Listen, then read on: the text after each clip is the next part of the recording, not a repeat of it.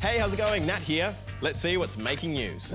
Well, it might be time to dust off the hand sanitizer because virus season has arrived. But this year, there's more than just one or even two viruses that have experts concerned.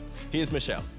As a new mutation of COVID sweeps the country. The flu season coming really quickly. For an outbreak of bird flu. Yeah, it might feel like it's viruses galore out there at the moment. And with the weather getting colder, it's just the beginning. So let's start with one we know quite well, influenza.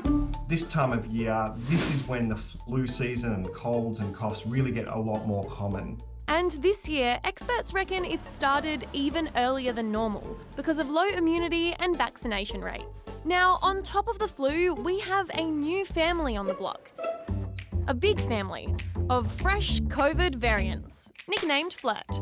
But there's nothing all that flirty about it. We have these new variants that are getting through the immunity that people have from previous infections or vaccination.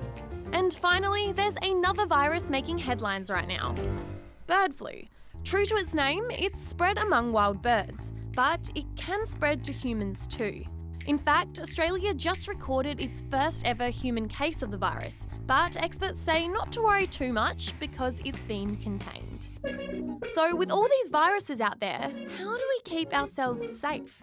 As well as keeping up with flu and COVID vaccines, experts say we should wash our hands regularly, keep away from people who are sick, and if you're sick, cover that cough and keep away from others.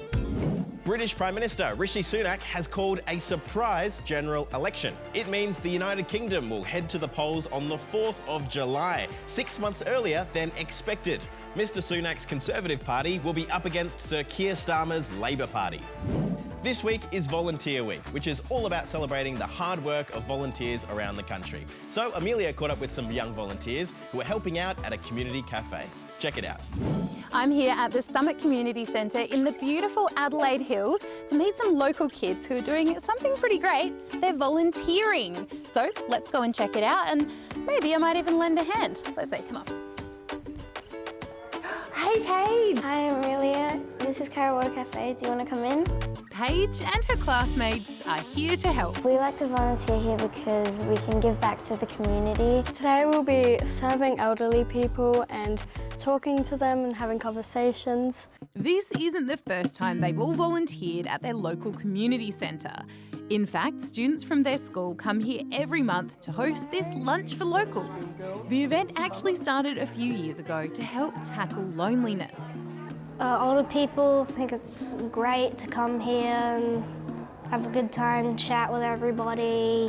If I think that people enjoy having the students around, I'd say definitely yes. To coin a phrase, it's survive. But these young volunteers get a lot out of it too. You learn a lot of social skills and it's fun to talk to the elderly people and have conversation. I think it's really important for our age to be volunteering because so many of the other generations help out and we should give back to them, and maybe even in your school, do as much as volunteering as you can there.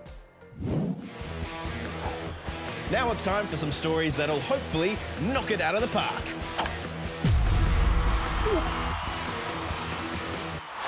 First up to Brisbane, where Queensland Ballet is putting on an adaptation of Coppelia, a ballet from the 1870s with an Australian twist. What better way to give it an Australian context than to have some Australian football? To help their dancers look the part, they asked the Brisbane Lions to come in to give them some tips.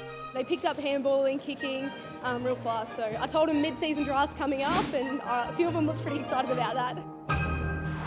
Now to a study on mullets. Yes, the ABC has just released a very hard-hitting report analysing the headshots of all 788 AFL players across 18 teams. And they found that 150 of them had mullets. Do with that information what you will.